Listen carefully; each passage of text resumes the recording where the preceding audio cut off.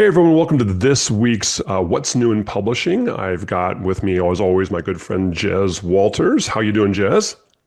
Hi, Eric. Good to be here again. Good to see you, my friend. Um, we're recording this a little bit different time than we normally do, so I don't have any scotch with me today because it's a little too early for that. So I've got my coffee instead. Um, but I'm excited to dive into this one here because there's a lot of news stories that are coming out right now that are going to impact, eventually impacting the day-to-day operations of media companies. So let's just dive on in here, Jez, and let's start with what you think is the first one we should cover. Yeah, it's been a busy month, actually, Eric, out there. It's been an incredibly busy month. Okay, the first story I've got here is that publishers are being tripped up by AI. And I'm not talking about small local or business publications. I'm talking some of the most famous in the world. So the New York Times is the latest publisher to be found to be publishing AI-generated articles. That's not a bad thing in itself if you're using AI to scaffold the articles, help the research, but the New York Times has actually been caught. They've actually had to sack a freelance journalist who used AI to write a book review because The Mm, Guardian compared it against their book review and it was pretty much identical. But it's not just the MIT. It's last month, Ars Technica, one of their reporters was caught accidentally using AI fabricated quotes in an article. Um, and part of those quotes were hallucinated. So it was making up a quote for the person that they were interviewing. And then over in Europe, over here in Europe, the biggest Dutch news brand, Die Telegraaf, so it's a very highbrow, it's got a very good reputation. They went one step further and published an entire article on a fictional AI generated woman. And when that came out, they've had to absolutely scrap the entire mm, article, scrub it clean. So what I wanted to say here is that Pangram Labs, they're a research company, has found that 9% of newly published articles are either partially or fully AI generated, mostly in smaller and local news outlets. So, mm, what the takeaway from all of these errors are is that publishers across the board are using AI to help research, write, scaffold articles. But the three takeaways I got really were know exactly how you are using AI across every area of your business. What a lot of these publications are finding is that it's particularly tripping them up when they use people from outside the organization, freelancers, mhm. contributed editorial. Create a set of rules and guidelines for your reporters, especially external freelancers. And then finally, just consider publishing a how we use AI code of practice so your audience can trust you fully, which is just basic transparency. So that's a story I've got. I don't know what your views are on it. Well, I mean, we've talked about this before. I think, I mean, to me, AI is a good tool. It's a good tool. I think it's a good research tool. It can be a good tool. But as you and I both know, it hallucinates. It makes stuff up. And whenever I've used it in actual practical application, I have to use my own expertise to guide it Yeah. and check it and revise it. So I'm still I'm not at all against AI as a tool. We've talked a lot about trust, and that probably the right now the biggest, and this will come up in a story later on, but that the biggest capital that any media organization has right now is its trust, Yeah. right? And how are we building up trust with readers? Editorial teams, yeah, they got to come up with you need to have some guidelines on how you want to utilize AI. Contributed articles, I think, are very, very big. I think this is true not only with, this needs to affect not only our editorial departments, but it needs to affect our ad departments when we're talking about sponsored content. Yeah. And we've got to begin, making sure that we're, having some guidelines around that too. Yeah. I'm sure most editorial departments are all, I would hope that any contributed articles or articles of their own, they're using some of the tools out there to check if it was written by AI, like, GPT-0, copy leaks, things like that are tools that they're using to check if they're written by AI. Just out of curiosity, the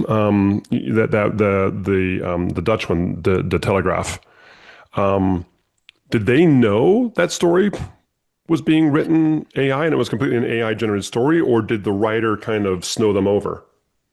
No, the writer snowed them over. What it was actually, Eric, it was a few weeks ago. So when the Middle East conflict was really kicking off in earnest, it was a story Mhm. about a group of Dutch people actually subletting a plane in Dubai and essentially to get the some of the Dutch individuals out back to Holland. But what a researcher went in and found out the actual plane flight didn't exist, the actual plane model didn't exist. And then when they actually used AI to look at the photograph of the lady, it was clearly faked in AI. And in fact, once they'd gone through the whole article, they found the whole thing was fabricated using AI. That the Even the entire thing. photos.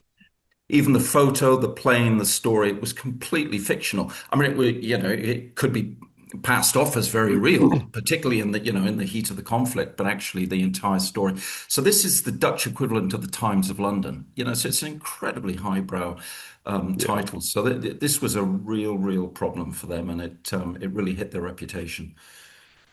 So I think this is the biggest thing anymore is as a media outlet, especially as a news media outlet, but as any media outlet, I don't care if you're a B2B trade publication, if you're a local news, if you're a national lifestyle publication, if you're a city regional lifestyle magazine, whatever it happens to be, the authenticity and the realism is going to be absolutely critical in what's going to set you apart. And that reputation can be shattered in an instant. Yeah, So I really think every news organization, every publisher has got to pay very close attention to how are we going to verify that what we're writing is actually accurate, is not made up. Let me be honest. I use AI in my research for these sessions, absolutely. but I use it as an initial research tool to find out what's going on. And then I look at every single potential story and I go out and I read the story myself personally to make sure it is what I want it to do and I've already picked it out. So I've used it as a tool, but not as a replacement Yeah, for what I'm doing. And so anyway, I think that that's going to be absolutely critical as we'll talk about here. Search engine optimization is going to heavily rely upon accuracy and yeah, trust. yeah, Anyway, my thoughts. yeah. No, I completely agree. Over to you. All right. My first story is going to come from actually a really neat thing that Time is doing. I saw this on Digiday. So, kind of the gist of this here is, all right, we can utilize AI in the ad process to really come through and find out what can we learn about the advertisers, the brands that we're serving, that are advertising with our publication. And this works in any market, whether it's niche, whether it's more national, whatever it may happen to be. It works at any level. We can literally go through and ask them multiple different kinds of questions within various generative AI engines, come up with a report that says, here is what people are seeing when they're researching your brand, right? In this case here, Time actually created its own little AI visibility tool called Future Optic, which is kind of cool. But you don't need to do that. You can do this using ChatGPT, using Claude, using Gemini. You can do this already, and just do some quick searches on your advertisers, how they are appearing. And then what you can do there is you can also they also are focusing on brand sentiment, right? How are people talking about your brand? What is the sentiment out there about your brand? And then what I love this is then you can sell branded content, sponsored content, whatever you need to do, in to help those brands improve their messaging. So Time is now leveraging its authority in the market.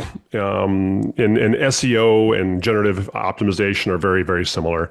And so they're then now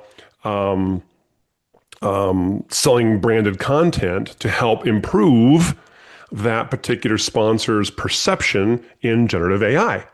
I thought it was a brilliant adaptation of the sponsored content model, another sales point behind sponsored content model, bringing in not just with sponsored content are we going to get your content published on our brand and distributed to our audience, but we're now also going to look at what is truly the perception of your company in your particular market, and how can our branded content that we create for you address those issues and help you improve Yeah. that sentiment? So I thought that was really, really smart adaptation of generative AI research to an ad product.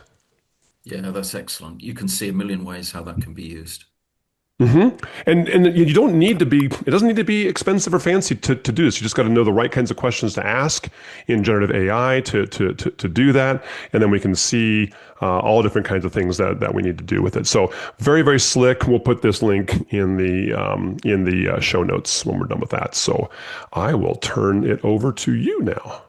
Yeah, that's an excellent story, Eric. Okay, the next one. I really like this one. So Shipstead, they're one of Europe's most famous and renowned publishers, really. They're a big, big publishing house. So they have open sourced on GitHub an AI tool that turns news articles into videos. So essentially, they've taken the time to develop this technology and they've now made it available to fellow publishers worldwide. So let me tell you what the tool is. So it's called VideoFi. And what it does is it automatically converts text-based Okay, articles so I'm going to run a demo. Sorry. into ready to publish news videos in just a few minutes. So essentially what it does is it pulls content from a published article, it generates a script for you, it matches images and video, produces a voiceover and assembles the final video before it is reviewed by you as a publisher, and it just takes minutes. So I just really love that. I don't know what it is quite in the States, but over in Europe, YouTube is absolutely the biggest broadcaster now. I think it is the biggest broadcaster globally. I think Americans, I think the data here I've got now spend around 3 hours a day watching video. And I find for publishers, video shorts are particularly effective to bring people into articles. So I just really like that Shipstead have really made this available to fellow publishers to, to answer a pain point and to make it available really for smaller publishers, I feel, who perhaps don't have the resources to employ or even license commercially available options. I am 100% in agreement with you on this, Jez. I use a tool called Descript for this. Does a good job of doing the same thing, but I love that they're doing this. I'll have to dive in this a little deeper and understand. Here we go. So they're using OpenAI for this, or 11 Labs. Okay, so that's who they're using. So you probably have to have obviously your own paid OpenAI account to make this work, I Yeah. would assume. Very, very slick though. I mean, I love this tool. I'm 100% in agreement with you, by the way. Short form video, whether it's YouTube Shorts, Instagram Reels, or TikTok, are absolutely critical to reaching the upcoming generations of media consumption. People are discovering over there. Now, you got to find ways to get those people back into your ecosystem and not just consuming content on those platforms, or it's hard to monetize that unless you're an individual creator. But I think this is brilliant. I love this. So this is Shipstead, Yeah, and we'll yeah, we'll, we'll and put this yeah. in the show notes as well. Absolutely love this. Great. Yeah, I thought it was a great tool. And, hats off to them for making it generally available. I think that speaks highly of them as a publisher. Absolutely. I mean, that's very cool that they would actually open AI that. Yeah. Sorry, open source it. Okay, my next one. Uh, a friend I know well is Sean Griffey. He's the co-founder and former CEO of Industry Dive. Very, very sharp guy. I love Sean to death. I love what he did with Industry Dive. If you haven't checked it out, you got to find out what he did over there. Sold it to Informa a few years ago for a crazy amount of money. He's a very progressive thinker when it comes to media, but a practical. This is what I love about Sean. He's practical.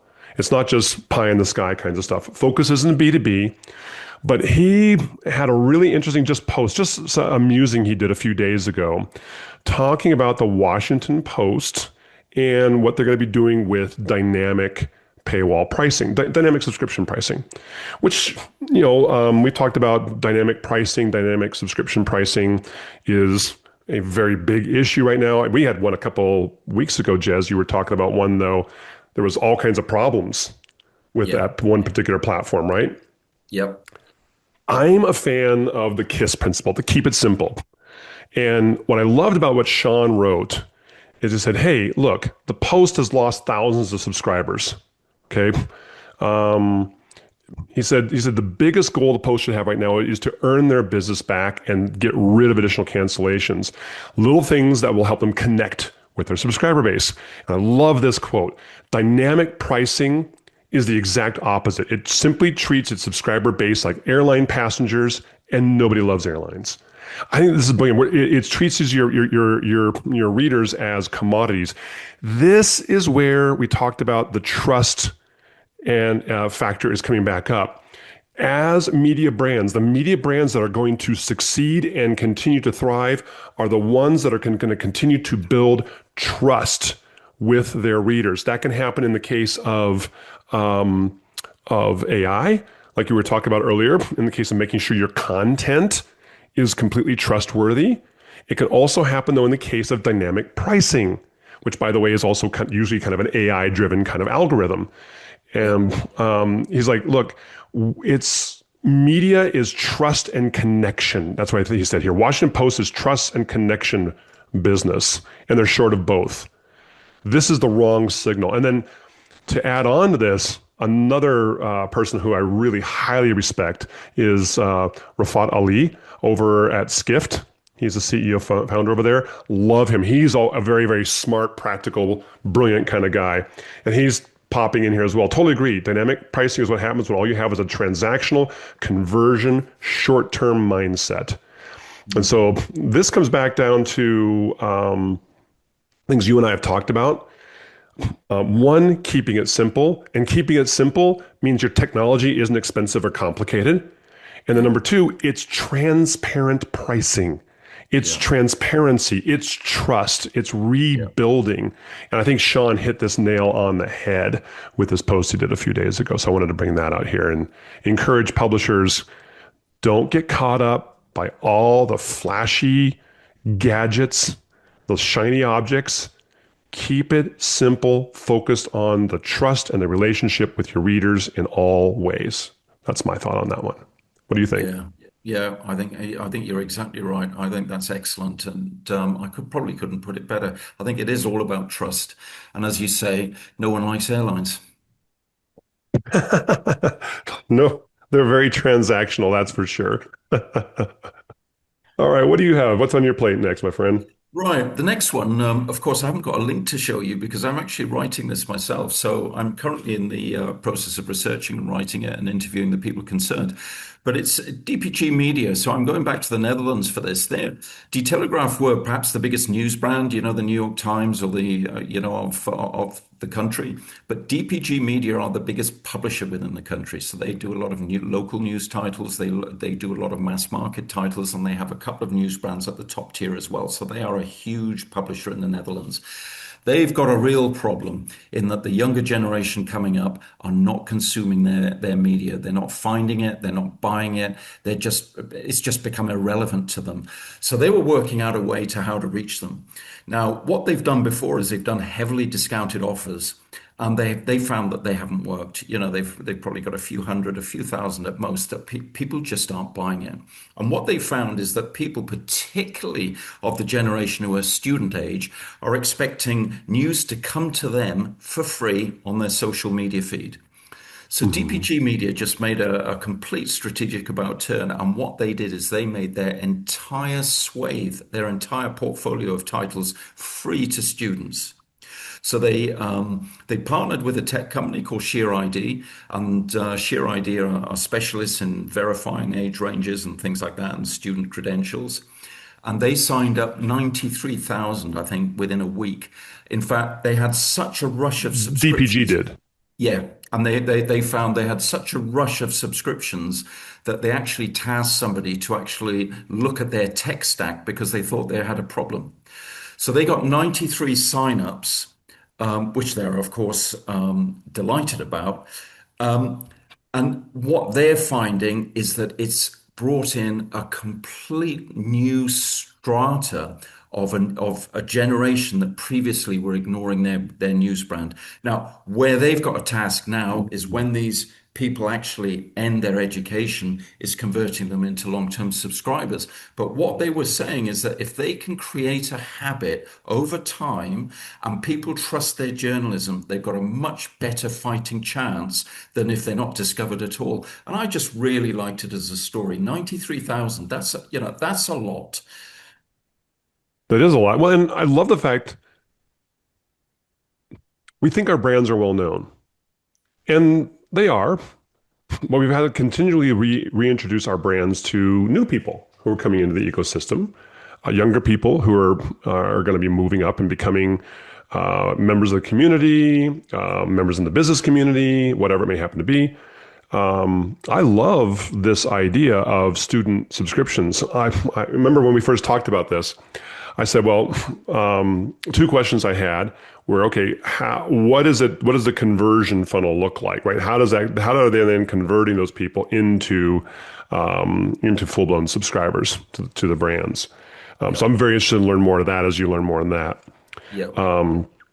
The second question I had was, how do they know if these people are students or not? And you answered that question. It's through a combination with a technology partner called Sheer ID that specifically works on that. So I think this is a fascinating concept. It fits perfectly with the idea we've talked about how are we going to continue to reach the upcoming generations.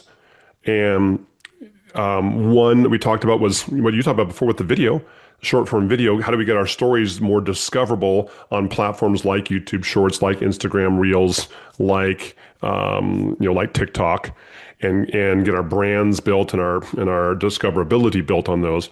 But then we always talked about, well, how do we move them off of those platforms and onto our own platform and our own relationship? And that's where this comes into play. How can we get students to come in and become part of our brands in a way that is free to them to start out, and now they're going to be much more likely to convert into a paid subscriber post-subscription. That's what Spotify does. Yeah, and what DPG Media are also doing, which I haven't mentioned, is that they are using this cohort as for behavioral insights as well. So the 93,000, they've asked a few of them to be on publisher panels so that they can interview them and really look at them. But they're looking at the usage patterns so that they can then adapt their own content formats. So they're not just using it, as for discoverability. They're also using it for audience insights for this generation coming up. It's a two-pronged play. I just think it's very, very intelligent and smart what they're doing. I love it. I absolutely love it. That's something I had not heard about. So I'm looking forward to that story coming out. So I think you and I both had on our list the same story for the last one. So let's dive in. I'll let you take the lead on it. You want to talk about the Reddit thing? Yep. Okay. So Reddit Pro. So Reddit Pro opens to all publishers and adds new features. Now, what it means is that publishers can access Reddit's Pro tools free with RSS posting, AI community targeting, and analytics showing where content spreads. So essentially, it's a centralized tool to track how consumers are using Reddit, how you're using it, and really to find the right communities as well. Basically it transforms Reddit from a manual posting exercise into a structured distribution channel. I don't know whether I framed that correctly, Eric. You take over. No, you framed that absolutely right.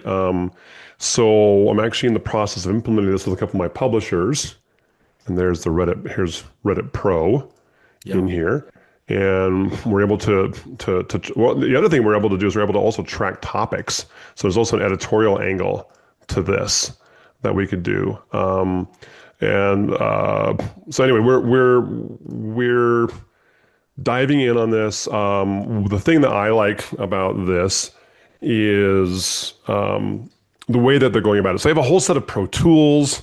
They have a whole set of where was it here? Whole guidelines. Oh, I reached my limit of free articles. Okay, Press Gazette. Let's see how good a job you do of. They don't do a No. particularly good job, Eric, let me tell you. That's all right. No, I mean, I still like Press Gazette, but come on, guys, you got to figure out a better way to do this. This is why I don't like metered paywalls, by the way. I hate metered paywalls because they're way too easy to bypass. But anyway, if you get into the whole publisher dashboards, they have different tools that they're talking about. There's all kinds of guides on how to get involved in Reddit as a media company. Dive in. I'm diving in right now. It's under distribution. It's not as easy as like on Nextdoor, where you're creating a profile on Nextdoor and you're linking your RSS feed and just feeding stories into Nextdoor, and then Nextdoor distributes them. That's very simple. Reddit is not as simple as that. It is definitely more about you getting involved in specific subreddits that are on your particular topic or your particular market, and diving in a little bit on those. So it's not like here, like San Francisco News. That's not owned by a media publication. That is its own subreddit. So they're teaching you as a media company how to be a good Redditor, how to participate within these, not spam the crap out of them, and how you got to build up authority over time as you're in here. So anyway, some really interesting things that we can do. We'll put the link to the story, but also the link to Reddit Pro and how to sign up for it. And this is the start pages where you sign up for it. How you can share your news on this, highlight your content in here, and then all different kinds of resources over here. How to get your newsroom, how to find your right audiences, how to engage, and then even how to source stories coming out of Reddit. So really kind of a very good resource overall for publishers. Reddit has become quite this juggernaut for discoverability that most publishers don't have a strategy for. We got a strategy for Facebook, got a strategy for Instagram, got a strategy for LinkedIn and X, but very few have any kind of a strategy for Reddit because we don't understand it. Yeah, when I did some research for the podcast, actually, I mean, it's very big in the US. I mean, 50% of Reddit's traffic is based over the pond, but it gives Yeah. publishers access to a disproportionately high yield audience once they're converted on site. And this is the real trick, really, with the Reddit audience, is that they show high intent because they're looking for research and advice driven, but they behave like search traffic, low loyalty. So their value depends on what you do with them once they come onto your platform. I would suggest for every publisher who's even thinking about Reddit to first of all, start using Reddit, right? Have some people on your team start using Reddit and actually, oh, check this out. What's trending for the Washington Post? Woo. There you go. But you can start to see what's going on here and begin to see how people are actually using Reddit. It is becoming massive, and Reddit is huge when it comes to generative AI and when it comes to even SEO power. Yep. So I think that's absolutely something publishers need to do, and this fits in with this overall. We need to look at our website as our home base, but we need to look at how are ways we can make our content discoverable, distribute and discover content across multiple platforms, whether it's news aggregators, social media, Reddit, search engines, generative AI, if you want to play that game, other places that you can make your content discoverable. That's the name of the game right now. It's all about content discoverability on different platforms. And that's where that video tool comes in that you shared. That's where Reddit comes in. It's where the Nextdoor news stuff comes in. All that is about making your content more discoverable on different platforms. Yeah, excellent. And there are more and more tools becoming available now that are free and open source, and I just urge publishers to take advantage of them. You know what, Jez? The biggest thing I'm finding, though, is it's starting to overwhelm editorial teams. Right. And editorial teams, I'm beginning to see, even in smaller niche publishers, I'm beginning to see more and more separation of responsibilities, where focusing editorial teams on content creation, using tools like Nextdoor or Reddit or other tools for ideation, coming up with what are the things we want to write and cover about what's trending. Yep. And creating content. But then when it comes to the distribution, the social media posts, the Reddit contributions, even the website posting and the email newsletter stuff, and anything that may happen as far as the content distribution and discovery, that's a separate team or a Yeah. separate person, Yeah. separate role. Yeah. Because to try to expect editors who are great at creating content, curating and creating content is what our editorial staff should be focused on, Yeah. not distribution Yeah. of that content, in my opinion. They're oil and water, and they don't mix well. Yeah. That's really well put. So, all right, my friend, that's all I had for today. Yeah, that's all I have for today, and that was excellent. And you'll be posting some of these links down in the comment section. Yeah, all of these links will be in the show notes. So go out and check them out, guys. And we will connect next month with Jez and I. In the meantime, we'll have some other kind of how-to kinds of sessions coming up starting next week. So, Jez, hope you have a wonderful evening, and we'll talk to you soon. Yeah. Thanks again, Eric. Good to see you. Cheers. Bye bye.